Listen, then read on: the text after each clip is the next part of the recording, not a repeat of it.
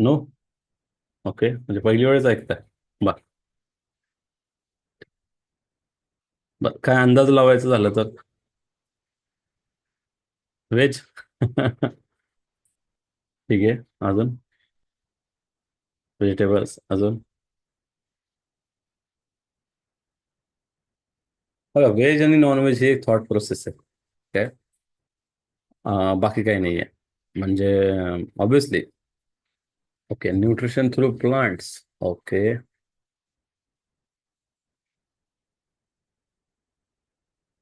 बर, अजून काही गेस?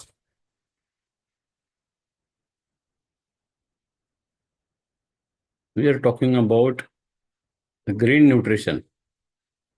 म्हणजे अशा काही फूड चॉईसेस ज्या पाहायला गेलं तर आपल्यासाठी इको फ्रेंडली ठरतील. ठीक आहे. इको फ्रेंडली फूड चॉईसेस हा याच्या मागचा मेन, असं समजा की मेन मोटो आहे आजच्या सेशनचा. ओके. चलो, सो परत एकदा कोण आहे का चेक करायला, कोण ऍक्टिव्ह आहे कोण इनऍक्टिव्ह आहे? माहिती आहे ना, मागच्या आठवड्यात आपण अवॉर्ड रिवॉर्ड दिले होते. ओके. ठीक आहे, मीच असणार इथे लक्ष द्यायला, काळजी करू नका. शीतल मॅडम पण आहेत आहेत ना?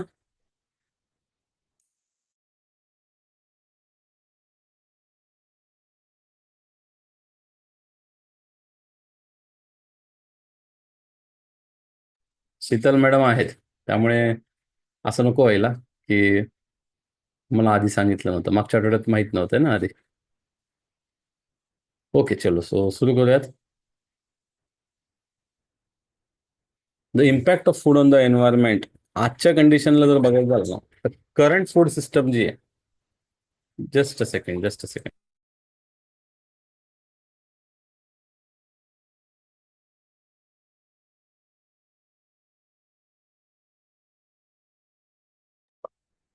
सो करंट फूड सिस्टम जी आहे ना, ही एन्व्हायरमेंटल क्रायसिस वाढवण्यामध्ये कॉन्ट्रीब्युट करते. त्याचं कारण वेगवेगळं आहे. आपण आता त्याच्या सोल्युशनवर बघूयात. म्हणजे एन्व्हायरमेंटल क्रायसिस म्हणजे काय? की एखादी गोष्ट पूर्वी म्हणजे असं होतं की ट्रान्सपोर्टेशन इतकं हे नव्हतं, सोयीचं नव्हतं. त्यामुळं जे काय माणसाला खायला हवं असेल, तो माणूस काय करत होता, तिथल्या तिथे लोकल हे होता. बट आज आपल्याला ऍक्च्युली ऑपॉर्च्युनिटीज पण आहेत ह्याच्यामुळे. बट थोडंसं आपल्याला कुठेतरी एन्व्हायरमेंटच्या अँगलनी जर विचार करता आला आणि याला एक चांगला मार्ग काढता आला, तर त्या बाबतीत आपण आज बोलणार आहोत. मग ह्यातून पण न्यूट्रिशन नक्की फुलफिल होऊ शकतं का? खरंच असं काही करता येईल का? हं? त्या पद्धतीने आजचं सेशन असेल. सो आजच्या सेशनचं थोडं लिंक पोहोचायला लेट झाला म्हणून अटेंडन्स कमी आहे. हरकत नाही, ज्याला यायचंय त्याने बरोबर वेळेत लक्ष ठेवून लिंक जॉईन केलेली आहे. हा.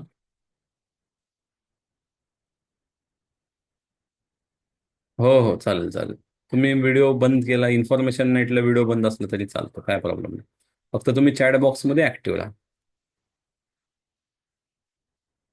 सो ही जी फूड सिस्टम आहे याच्यामध्ये एन्व्हायरमेंटल क्रायसिस आपण क्रिएट होतो म्हणतोय, का म्हणतोय? तर त्याची कारण काय? 1/3 of global green house gas emissions come from only food production. म्हणजे जे काही आपण म्हणतो ना, पोल्युशन आहे हे ते. बट यामध्ये 1/3 पोल्युशन म्हणजे 33% पोल्युशन हे फक्त फूडमुळे होतं, विचार करा. आणि हे का होतंय फूडमुळे पोल्युशन? कारण एका ठिकाणाहून फूड दुसरीकडे ट्रॅव्हल केलं जातं आणि हे पूर्वी इतकं होत नव्हतं. का होत नव्हतं? कारण आपल्या फूड चॉईसेसच लोकल असायच्या आणि लिमिटेड असायच्या. शिवाय आपण इतकं पॅकेज फूडवर डिपेंडेंट नव्हतो. ही सगळी त्याच्या मागच्या गोष्टी आहेत. आपण आता ते समजून घेणार आहोत, जाणून घेणार आहोत आणि याच्यावरचे सोल्युशन काय असेल तेही पाहणार आहोत. त्याचबरोबर मोनोकल्चर फार्मिंग सुरू झालेले आहे. जे पूर्वी नव्हतं. म्हणजे एकच पद्धतीचं पीक, जसं तुम्ही पाहत असाल की मोस्टली काही लोक ऊस म्हणजे ऊसच करतात, सोयाबीन म्हणजे सोयाबीनच करतात, गहू म्हणजे गहूच करतात, तांदूळ म्हणजे तांदूळच करतात. कॉर्न पण खूप वाढत चाललंय आता. पूर्वी कॉर्नला एवढं हे नव्हतं. कॉर्न ऍक्च्युली बघायला गेलं तर तितकं न्यूट्रिशन नाहीये ह्याच्यातून. बट हा, सॉइलची क्वालिटी हे होते. आणि मग एखाद्या गोष्टीचा पदार्थ जास्त प्रमाणात बनला गेला, तेच प्रोडक्शन जास्त होते, तर मग त्याचे वेगवेगळे गरज नसणारे यूज केसेस शोधले जातात. जसं कॉर्नच्या बाबतीत कॉर्न सिरप तयार केलं जातं, हाय फ्रुक्टोज कॉर्न शुगर तयार केली जाते. कॉर्न नाही तिथं, म्हणजे ज्या गोष्टींमध्ये वापरायचं आहे तिथे पण, जिथे गरज नाही तिथे पण. आणि ऍक्च्युली येऊन तुम्हाला माहित नसेल तर कॉर्नमध्ये खूप जास्त ग्लायसेमिक इंडेक्स आहे, हाय जी आय मध्ये येतं. त्याचबरोबर मग सेम होऊन जातं बाकीच्या गोष्टींमध्ये पण. जे ऍक्च्युअल व्हीटच्या बाबतीत घडलंय, व्हीट पासून मैदा बनला, कारण मैद्याचा उपयोग सगळीकडे करता येईल आणि मग त्याचं प्रोडक्शन वाढवण्यात आलं. बट एकसारखंच पीक घेतल्यामुळे सॉइलची जी क्वालिटी आहे ती गडबडते. मग ते एकच पदार्थ सगळीकडे पोहोचवण्यासाठी पुन्हा ट्रान्सपोर्टेशन आणि मग न्यूट्रिशन डेफिसिट हा एक प्रॉब्लेम होऊनच बसतो. शिवाय त्या एका गोष्टीचं प्रोडक्शन बल्कमध्ये वाढवण्याकरिता पेस्टिसाइडचा यूज देखील वाढतो. सो हे सगळं होऊन जातं आणि मग इथे कुठेतरी एन्व्हायरमेंटचं संतुलन बिघडतं. ऑब्व्हियसली आपल्याला बोललं जातं की फक्त म्हणजे तुम्ही जर का गुगल केलं तर माहिती तुम्हाला जास्त हीच मिळणार, ईट प्लांट बेज, प्लांट जास्त खा, तेच ग्रीन न्यूट्रिशनच्या दिशेने हे.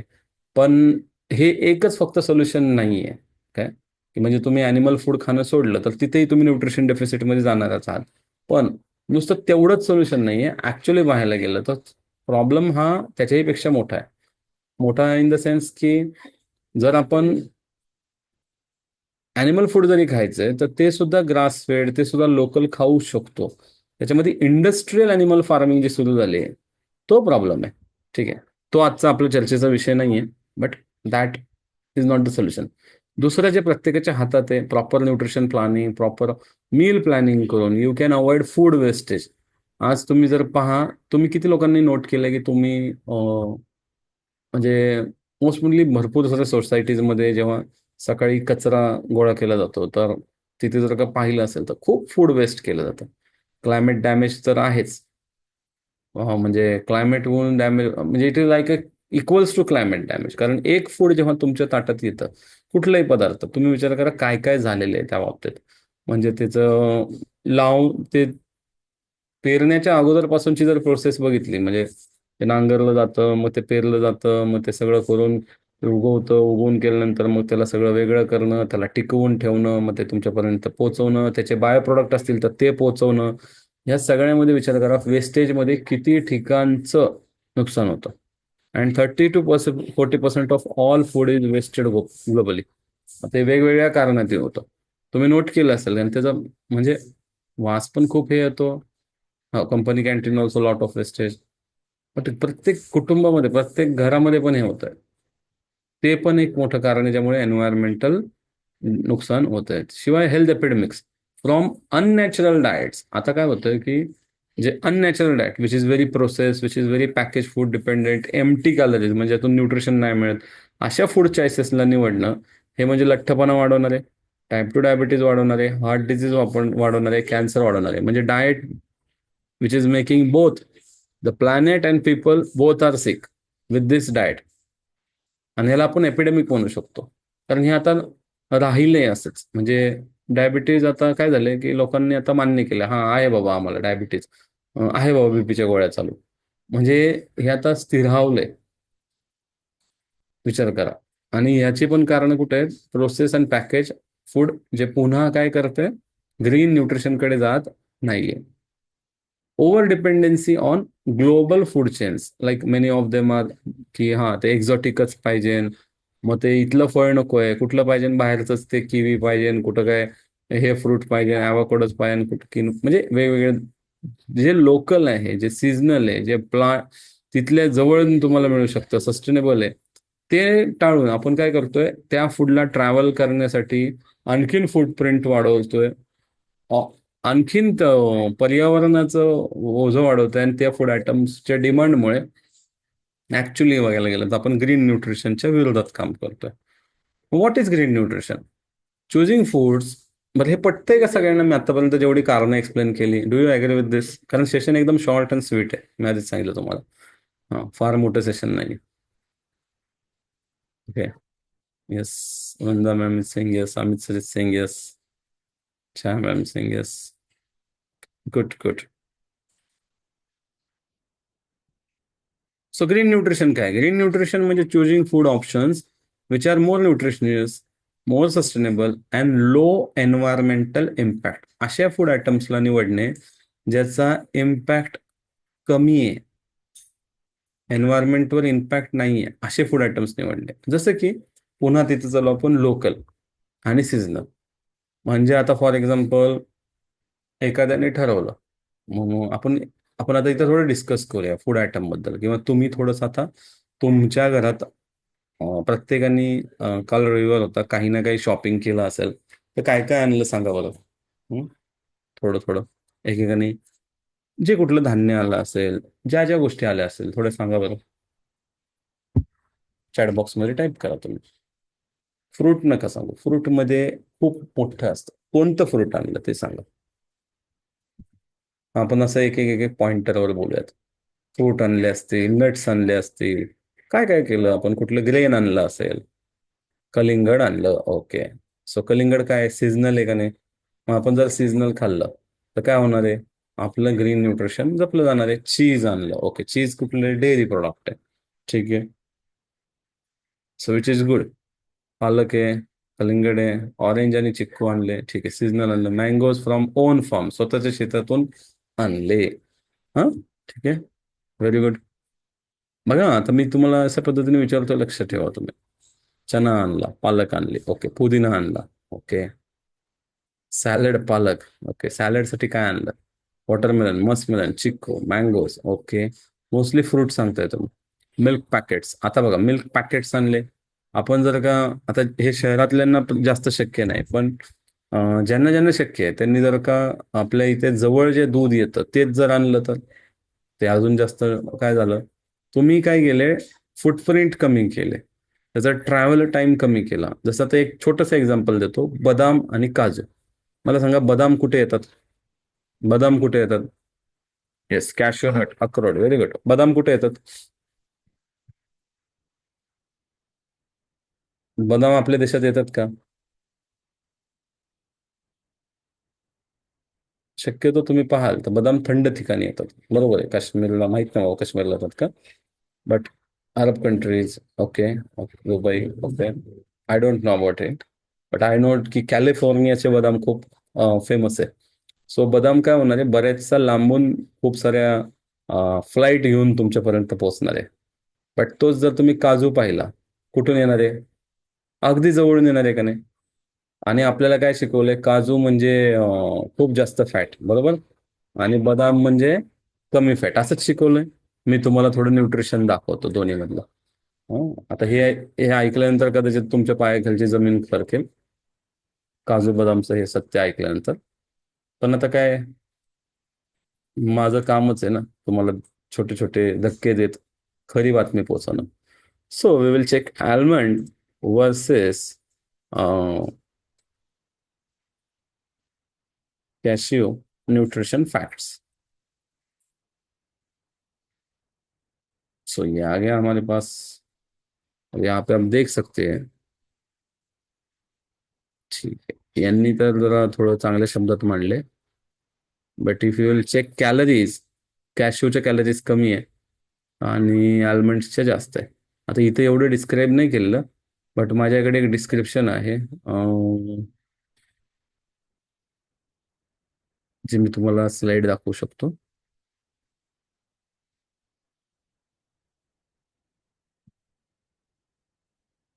पण तरी इथं एवढं लक्षात आलं ना की कॅलरीज जास्त कशाच्या आहेत, मला थोड्याशाच आहेत फरक, इतका फरक नाही, बट फरक तर आहे.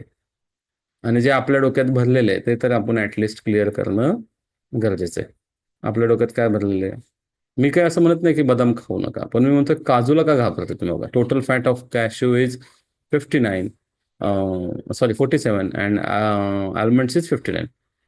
आणि प्रोटीन पण थोडंसं भलं 19-20चा फरक आहे, बट आहे फरक. प्रोटीन पण थोडं काजूमध्ये जास्त आहे, आणि सर्वात महत्वाचं हे लोकल आहे. बरं, आता खरं मध्ये सांगा, जास्त टेस्टी कुठलं लागतं काजू आणि बदाम मध्ये? प्रामाणिकपणे सांगा. हो, काजूची भाजी चांगलीच आहे आरोग्यासाठी. मग जर मला काजू आवडतात, जर मला काजू जवळ मिळतात, जर मला काजूमधून जास्त न्यूट्रिशन मिळतं, तर मला सांगा, माझ्या आहारामध्ये ग्रीन न्यूट्रिशनचा पण जर विचार केला, ज्याच्यातून फुटप्रिंट कमी तयार होणार आहे, काजू असले पाहिजेत का बदाम असले पाहिजेत? बोलो बोलो, क्या लगता है आपको? Obviously quantity moderation person to person बदलू शकतं. बट जे आपल्याला कुठेतरी असं शिकवलं होतं, बदाम खा, न्यूट्रिशन व्हॅल्यू तुम्हाला एक्सप्लेन केली. आणि बदाम खाण्यासाठी माझा विरोध आहेच नाही. पण तुम्ही काजूला नाकारून बदाम खाणं, हे काय हजम होत नाही. ठीक आहे. हा, आता कंडिशन आहे की ते तुम्ही काजूला प्रोसेस करायची गरज आहे का? जसं की तळलेले काजू खा, चीजवाले काजू खा, मसाला काजू खा, सॉल्टेड काजू खा. बदाम आणि ब्रेनचं रिलेशन. तुम्ही सरप्राईज व्हाल. चला. हम्म, कसं आहे, आपण सायन्सच्या गोष्टी बोलतोय तर थोडंसं बघू सायंटिफिक आधार घेता येईल का इथं.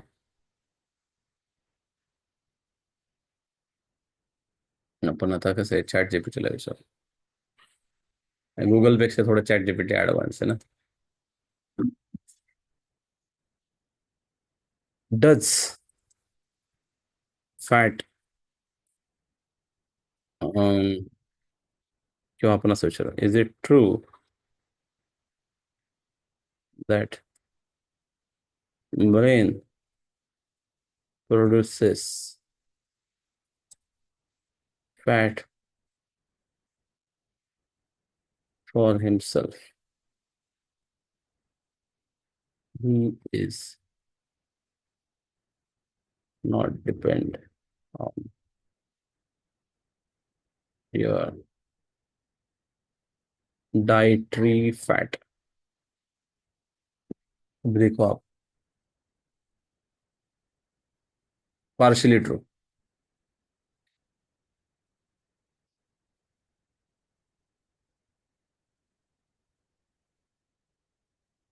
तुमच्या खाण्याच्या याच्यावर डिपेंड राहत नाही. फार फार तर त्याला हे लागतं बघा, ओमेगा 3. आणि ते पण कसं लागतं माहिती का, डीपीए सॉरी डीएचए आणि ईपीएच्या स्वरूपात. तो स्वतःला लागणारा कोलेस्ट्रॉल, म्हणजे स्पेशली कोलेस्ट्रॉल जो हेल्दी फॅट आहे, हा स्वतः बनवतो. सो इसेन्शियल फॅटी ऍसिड्स काही त्याला लागतात. हम्म. आणि इथे काय लिहिलंय, consuming lot of unhealthy fat like trans fat can harm brain health even if the brain doesn't directly use them. म्हणजे ट्रान्स फॅट म्हणजे काय, असे पदार्थ जे डीप फ्राय मध्ये बनवले जातात. सो तुम्हाला लक्षात येते. सो त्याच्यामध्ये तुम्हाला इथे बघा, इसेन्शियल फॅटी ऍसिड्स जे तुम्हाला लागणार आहेत ते कशातून मिळतील? फ्लॅक्सीड्स, वॉलनट अँड फिश मधून मिळतील.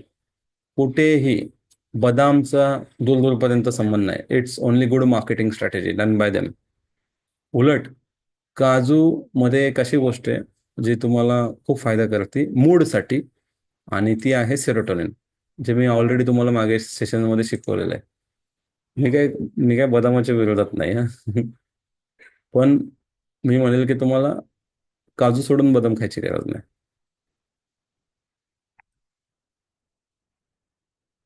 काजू मोहळा माहित नाही मला. काजू बर्फी मी रिकमेंड नाही करणार शुगर असल्यामुळे. हां, तुम्ही स्टीविया वापरून बनवाल तर ठीक आहे, किंवा तुम्हाला आजार नसतील कधीतरी खाताय, ठीक आहे. हा, काजूपासून तुम्ही वेगवेगळे प्रकार खाऊ शकता, त्यात काय हे नाही. सो लोकल अँड सिजनल इटिंगचं एक बेस्ट एक्झाम्पल मी तुम्हाला दिलं. अजून अजून मला एक एक्झाम्पल तुम्हाला द्यायचं आहे, बट मला तुमच्याकडनं जाणून घ्यायचं आहे की असं अजून कुठलं कम्पॅरिझन होऊ शकतं. बोलो. एक्झॉटिक फूड आणि जर का आपण इंडियन फूडच्या कंपॅरिझन मध्ये असं एखादं पकडायचं झालं. थोड़ा आप भी सोचो. आपके बादाम खाए हुए दिमाग पे थोडा जोर लगाओ. आणि मी पण शॉक झालो होतो. तर कुणाला इथं पर्सनली याची गरज नाही, मलाही वाटायचं अरे बदाम खाल्लेला मेंदू चांगला असतो. पण जेव्हा मला पहिली वेळ शिकायला मिळालं, अरे बदामाचा काही संबंधच नाही, मी पण शॉक झालो होतो. म्हणजे मग लक्षात आलं, शेंगदाणे, बट कशाबरोबर शेंगदाणे? क्वेश्चन हा आहे की जसं आपण काजून बदामचं कंपॅरिझन केलं, एक इंडियन फूड एक बाहेरचं, तसं अजून काय आहे? Avocados versus any other fruit. Very well said. So ॲव्होकाडोजला कशाबरोबर कम्पेअर कराल? Which is the best? मी खूपदा तुम्हाला शिकवलेलं आहे, बघू कुणाला लक्षात राहतंय. एकतर महाग आहे ॲव्होकाडोज. गुआवा बरोबर नाही करू शकत कम्पेअर. हा, भारती मॅडमच्या बरोबर लक्षात आहे. Yes, coconut. Coconut versus avocado. Avocado is best source of an healthy fat. You can go for that. Yes, apple compare कशाबरोबर करू शकता, तर नक्कीच गुआवा बरोबर. आणि आपण इथे करूयात लगेच. We will do this. Apple versus guava, और आप हिल जाओगे, वापस हिल जाओगे। तो किधर जाए? आप जरा बताओ, चैट जीपीटी के पास जाए कि गूगल के पास जाए, बताओ। आप चैट बॉक्स में डालो, हम उसको चुनेंगे।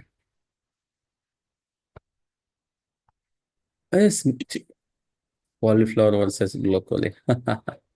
ब्रोकोली आता भारतात उगवतात, त्यामुळे स्वस्त मिळायला लागली, खायला काही अडचण नाही. महाग खायची गरज नाही, आणि जवळ उगतंय तर खाऊ शकता. But cauliflower is better. Yes, coconut is best. नाही नाही, कम्पेअर कुठे करू? चॅट जीपीटीवर जाऊन करू का गुगलवर जाऊन करू, सांगा जरा. मी काय विचारतोय, तुम्ही काय उत्तर देता? कोणाला वापरू कम्पॅरिझनला आपल्याला? ओके, लता मॅडम म्हणतात चॅट जीपीटी, चलो. So guava versus apple comparison with nutritional facts. अभी मैं भी देखता हूँ आपके साथ। सो देखो, कॅलरीचा इतका फरक पडत नाही, कार्ब्स मध्ये पण इतका काही फरक नाही. शुगर जर तुम्ही बघाल तर गुआवामध्ये कमी आहे. डायटरी फायबर जर बघाल तर गुआवामध्ये जास्त आहे. तो इधर वो जीत गया. सबसे अमेझिंग चीज, आणि मी नेहमी सांगितलेलं आहे, सगळ्यात जास्त प्रोटीनवालं फ्रूट कुठलं आहे, तर गुआवा. तर तुम्ही बघा, प्रोटीन गुआवामध्ये. हेल्दी फैट्स है 0.9 ग्राम. वाइटामिन सी भी इसमें बहुत ज्यादा है. हे डीवी म्हणजे काय, डेली लागणारं व्हायटामिन सी च्या बघा किती टक्के. एक तो विटामिन ए भी देखो, पोटेशियम भी देखो, मैग्नीशियम भी देखो, और आयरन भी देखो। तो अभी मुझे बताओ कौन जीता? हम्म? अच्छा, फ्रेश कौन है बताओ? पेरू फ्रेश है का ऍपल फ्रेश है? पेरू जास्त प्रवास करणार का ऍपल जास्त प्रवास करणार? पेरूला जास्त स्टोअर केलं जाणार का ऍपलला जास्त? म्हणजे तुम्ही बघा आता. सो ग्रीन न्यूट्रिशन समजतंय काय टॉपिक आहे? नाही तर आधी टॉपिक कळलं नसेल है की नाही, डोक्यावर गेलं असेल, काय बाबा बोलणार आहे, मला सोमवारी काहीतरी येऊन बोलायचं असतं. हं? दोन आयटम तर क्लिअर झाले. बरं, पैसे वाचले का नाही? हॅलो, बोला जरा, पैसे वाचले का नाही? हं? किंवा आपण म्हणून राईट ठिकाणी गेले पैसे. कारण नसताना आपण बदाम भारी. उलट आता काजू महाग चाललेत. हे का नाही? आणि थोड्या दिवसांनी पेरू पण महाग होतील, काळजी करू नका. सो ग्रीन न्यूट्रिशन समजून घेणं खूप इम्पॉर्टंट आहे. ग्रीन न्यूट्रिशनचा पर्पज एकच आहे, जितकं होईल ते फूड ट्रॅव्हल कमी केलेलं वापरा. हं. आणि इथे जर उगवायला लागलं ना, जसं तर ब्रोकोली भरपूर भारतात उगवली जाते, काय प्रॉब्लेम नाही, खा ना, स्वस्त मिळते, खा, काय अडचण नाही. ॲवॅकॅडो पण आता थोड्या दिवसांनी इथे येतील, काळजी करू नका. कसे आणतील, काय करतील आता, ऑलिव्ह हाऊसमध्ये वगैरे करतात. म्हणजे कम्पॅरेटिव्हली जर आपण चेक केलं, तो. आणि मी नेहमी सांगितलेलं आहे की पेरूला मी नेहमी समर्थन केलेलं आहे. तुम्हाला आमच्या कितीतरी क्लायंट जे रेग्युलर असतात त्यांना आपण खा खा म्हणून सांगत असतो पेरू. ओके. अजून एखादा एक्झाम्पल, कोकोनटचं तर मी तुम्हाला सांगितलं, कोकोनट अतिशय बेस्ट एक्झाम्पल आहे. You must go for coconut जेवढं. हम्म,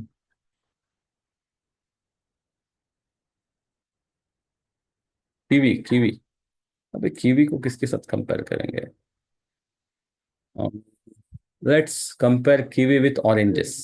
it is the best comparison. थोड़े सिट्रस फ्रूट है ना, so kiwi with oranges. Oranges Indian है, एंड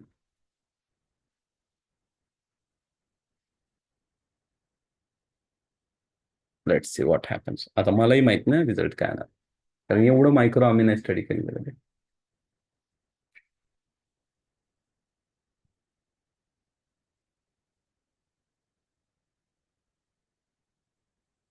कंपॅरिझन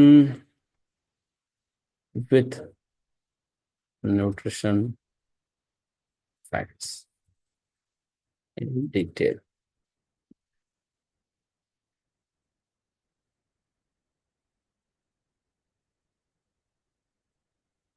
ओके.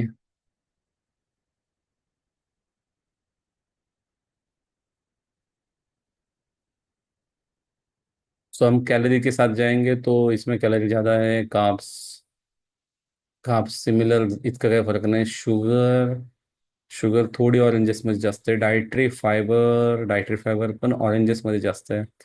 आणि फ्रूटच्या शुगरला काही एवढं विचार करायची गरज नाही. Now we will check vitamins. व्हायटमिन्समध्ये 53 ग्रॅम इथे आहे अँड इथे 92 आहे. सो डबल झाले किवीमध्ये.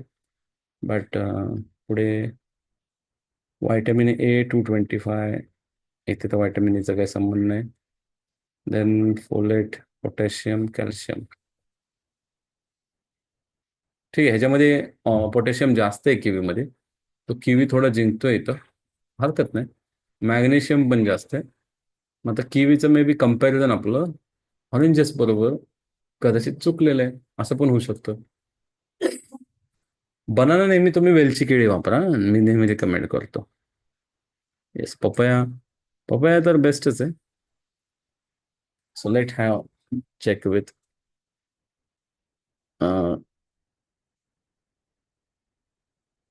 Kiwi versus papaya. Papaya all season available आहे.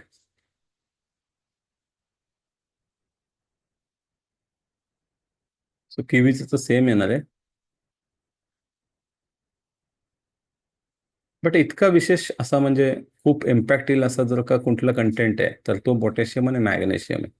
सो पोटॅशियम तुम्हाला केळीमधून मिळतो, हे लक्षात घ्या सगळ्यांनी. Now we will go to, तो इसमें पोटॅशियम अच्छा आहे. मॅग्नेशियम, अरे वा, पपयामध्ये मॅग्नेशियम किवीपेक्षा जास्त आहे, स्लाइटली बेटर देन किवी बघा. आणि फोलेट पण जास्त आहे, which help in supporting cell growth. कुणी सुचवलं बरं आहे पपया बरोबर कम्पॅरिझन? वृंदा मॅडम नाही, हो गुड. नाही, we can't compare with lemon. कारण लेमन आपण तेवढ्या क्वांटिटीमध्ये खाणार नाही, लक्षात घ्या. पपया खाऊ शकतो, उलट तुम्हाला माहिती आहे का, पपया जास्त खाल्ला जातो कम्पॅरेटिव्हली केवी, आणि कॉस्ट इफेक्टिव्ह आहे. मी तर नेहमी सांगतो, वेलची केळी, पपया, पेरू, आणि मग सीझनल जे मिळेल ते. वेलची केळी पण बऱ्यापैकी रेग्युलर मिळतात, पेरू रेग्युलर मिळतो, पपया रेग्युलर मिळतो. तर हे तीन गोष्टी तुमच्या आहारामध्ये पाहिजे म्हणजे पाहिजे. बाकी आता जसं सीझन आहे, कलिंगड खा, आंबे खा, काय प्रॉब्लेम नाही. ओके, आता बऱ्यापैकी लक्षात आलं. पुढे जाऊयात आपण. Now this second thing is reducing food waste. Food waste कमी करायचं आहे. आता हा कधी कमी होतो, जर का तुमचं मील प्लॅनिंग प्रॉपर असेल तर. ठीक आहे. आणि मिनिमायझिंग प्रोसेस अँड पॅकेज, हे तर आपण ऑलरेडी याच्यावर खूप बोललेलो आहे आतापर्यंत, की जेवढं होईल तुमचं process and package food avoid करा. पुढचं जे आहे, that is we have to focus on key principle. सगळ्यात पहिलं लोकल आणि सीझनल, जे जे जवळ मिळतं. म्हणजे तुम्ही बऱ्याच ठिकाणी ते आठवडी बाजार असतात, शेतकऱ्यांबरोबर कॉन्टॅक्ट करा. हं? जसं आता तुम्ही पुण्यात राहताय तर इथे मला वाटतं जवळ जे ग्रेन्स म्हणजे जर तुम्ही राईस यूज करताय तर इथे आसपास होणारा राईस पण तुम्ही यूज करू शकता. बरेच लोक वापरतात, नाही असं नाही. हां, ठीक आहे. तुम्हाला कुठले असे स्पेसिफिक डिझीज असतील ज्याच्यामध्ये जसं ब्राऊन राईस थोडा इफेक्टिव्ह सांगितला जातो, मग तुम्हाला वापरू शकता. अदरवाईज जेवढं होईल तुम्ही सीझनल, लोकल वापरा. एक्झॉटिकच्या मागे जाण्याची आणि खूप हाय पे करण्याची गरज तशी नाहीये. आणि करायचं तर मग व्हेरीफाय करा, खरंच तसं तर किवीमध्ये आहे बाबा न्यूट्रिशन जास्त, मग घेतलं काही प्रॉब्लेम नाही ना. मिनिमाइज फूड वेस्ट, जेवढं वेस्टेज कमी करता येईल. आता ह्याच्यासाठी आपलं एक सेशन आहे बघा, अर्ली डिनर इक्वल्स टू, म्हणजे late night dinner equals to early organ failure. तर तुम्ही ते नक्की पाहून घ्या. आमचं म्हणणं एकच आहे की तुम्ही जेव्हा डिनरचं प्लॅनिंग करताना मोस्टली फूड वेस्ट कधी होतो, जर का डिनर एक रात्र राहिलं तर ते दुसऱ्या दिवशी वेस्ट होणार. तर डिनर हे नेहमी लाईट ठेवा, डिनरचं प्रॉपर प्लॅनिंग करा. डिनरमध्ये खूप हेवी गोष्टी नसाव्यात, सो दॅट तुम्ही मिनिमाइज करू शकता. तुमच्या कुटुंबातलं फूड वेस्ट तरी ॲटलिस्ट तुम्ही करा. आणि प्रॉपर शॉपिंगला गेलात की पहिलं प्लॅन करा काय घ्यायचंय काय नाही, त्यानुसार जर तुम्ही प्लॅनिंग केलं तर फूड वेस्ट तुम्ही अवॉइड करू शकता.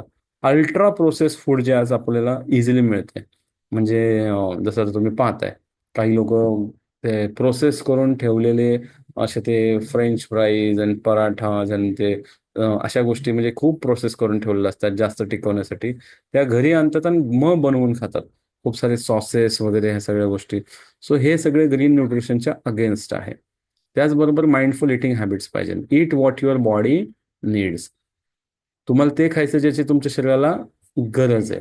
अननेसेसरी ट्रेंड प्रमाणे मग आता हे सगळीकडेच असतं, मग आपण तुम्ही एक्सप्लोअर करू शकता कधी, बट गरजेचं नाही ना. तुम्हाला आणि भूक नसेल तर खायचंच नाही, जे आपण माइंडफुल इटिंग मध्ये ऑलरेडी शिकवतो. Don't over cook. खूप जास्त कुकिंग झालं तरी काय होणार आहे, न्यूट्रिशन व्हॅल्यू पण संपणार आहे. आणि focus on quality not on quantity. तुम्ही क्वालिटीवर फोकस करा. जसं असे काही धान्य आहेत जे थोडंच खाल्लं पोट भरतं, ज्याच्यावर आपण आज बोलणार आहे, बट क्वांटिटीमध्ये खाल्लं पाहिजे असं काय गरजेचं नाही. Now we are having some eco friendly shopping tips. जसं की you have to avoid single use items. म्हणजे असे काही, आता हे थोडेसे न्यूट्रिशनच्या सोडून काही गोष्टी आहेत, म्हणजे अशा गोष्टी ज्या यूज अँड थ्रो जे आपलं चाललं, प्लास्टिकचे काही गोष्टी असतात, वन टाइम यूज करा, फेकून द्या. हं? त्याऐवजी जर आपण वुडन आयटम्सकडे जास्त गेलो तर ते जास्त हे, आता खरंच खूप सारे वूडचे ब्रँड यायला लागले आणि ते मोठे होत चाललेत इको फ्रेंडलीमध्ये. त्याबरोबर reusable bags and containers. Even you can buy in bulk to reduce packaging. कारण जेवढं बल्कमध्ये आणाल तेवढं ते कमी लागणार. पण त्या गोष्टी बल्कमध्ये आणा ज्या टिकतात. ठीक आहे. आणि जसं मी सांगितलं, मेक अ शॉपिंग लिस्ट. एक छोटीशी रील आपण पाहू. एक ब्रँड आहे, आपण काय, मला आवडलं म्हणून मी तर टाकलं, बाकी आपलं काही त्यांच्याबरोबर काही कम्युनिकेशन नाही. बट अशा गोष्टी आता आल्यात तर तुम्हाला माहिती सगळं.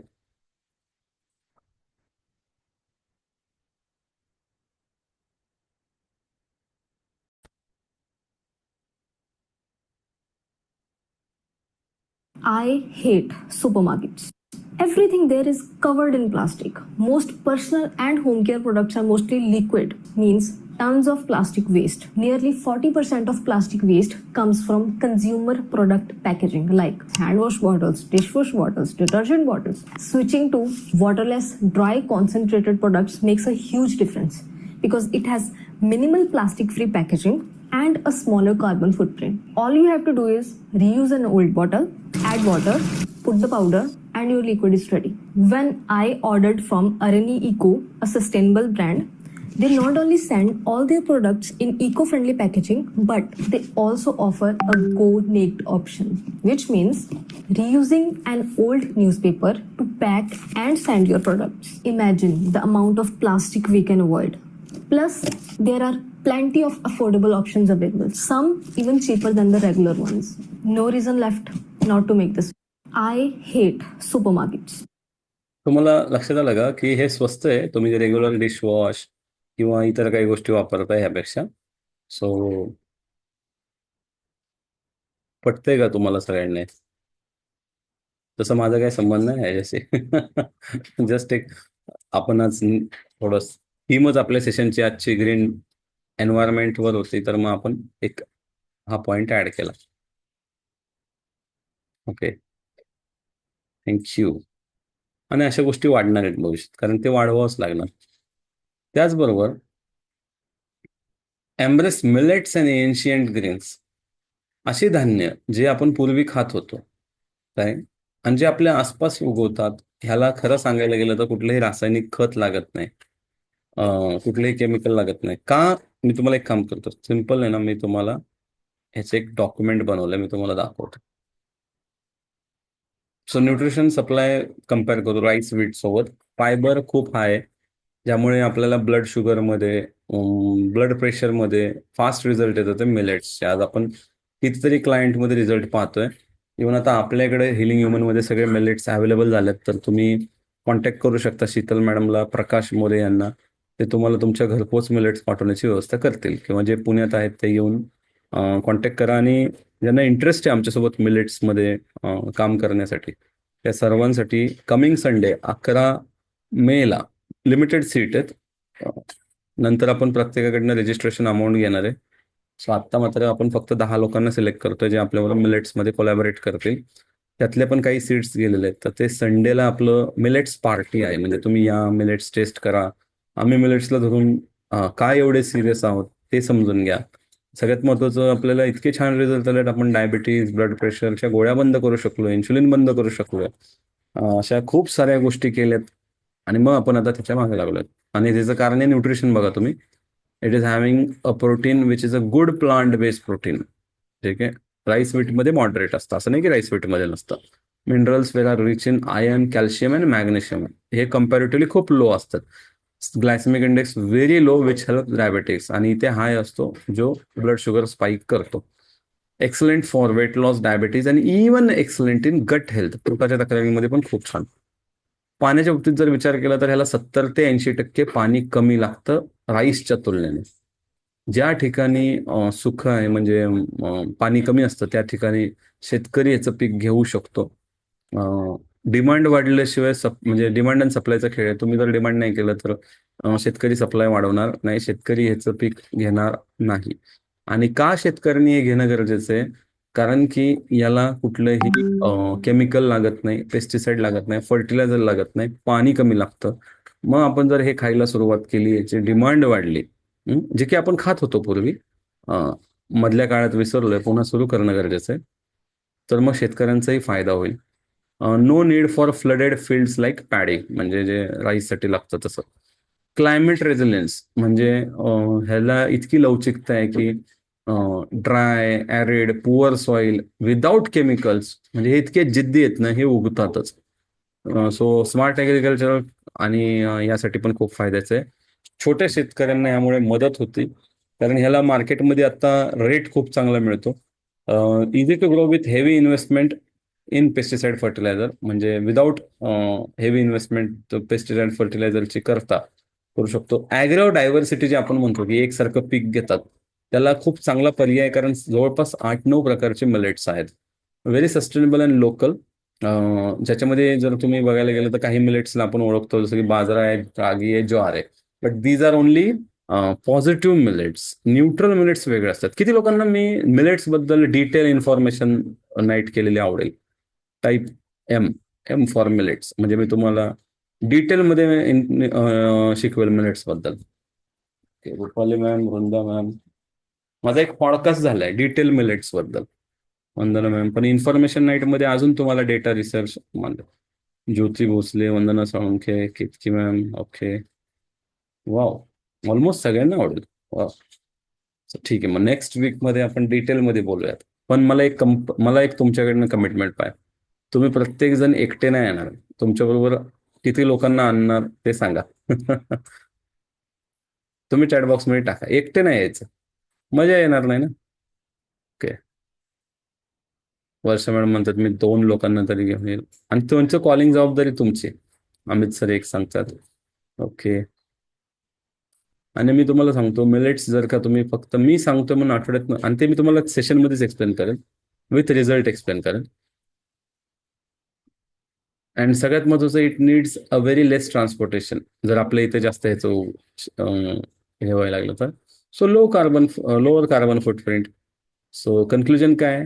Nutritious for you and sustainable for planet. Okay. Vandana Salunke madam 3, Ashok sir 4, Chhaya madam 2, Vrindaji 2, Rupali madam 3, great. Raju sir 2, very good, very good, खूप छान. आणि करू शकता तुम्ही एवढे. So thank you for your attention. आता आपल्या व्हीलकडे जाणार आहोत आपण. Remember, every small step toward a healthier lifestyle makes a big difference. Take care and stay balance. So आपण व्हील पाहणार आहोत तुमच्या सगळ्यांसाठी.